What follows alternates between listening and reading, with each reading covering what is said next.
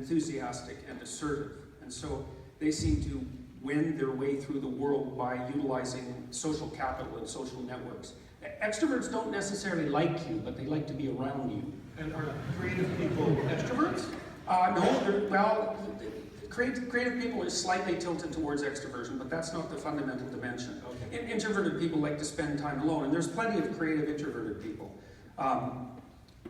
Another personality dimension is known as neuroticism, somewhat unflatteringly, and it's an index of sensitivity to negative emotion, so that if you know people who are volatile, they're touchy and they tend to fly off the handle, or they're sad or morose or anxious or tend to avoid stressful situations, then they tend to be higher in trait neuroticism. And that's specifically a negative emotion dimension. Extroversion is an index of positive emotion.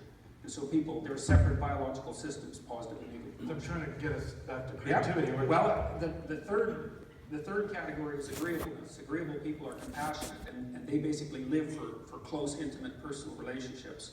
There's conscientious people who are dutiful, and then there are open people. And the open people, the dimension is called openness to experience. They're people who are fundamentally interested in ideas. So if you're talking to an open person, they will immediately move the conversation to the discussion of ideas. So most of the people in the audience tonight, for those who aren't here for political curiosity, are here because they're open people. They want to hear an intellectual discussion. And so open people are interested in ideas. That's the intellect component of openness. And then they're also interested in aesthetics. And that would be where the artists really, intellect and aesthetics is where the artists come out. And the thing that's important to know about that, and it's why I went through all 5 traits, is these are attributes and ways of looking at the world, ways of behaving that are fundamentally rooted in biology. They're very, very deep. It's not a surface trait by any stretch of the imagination.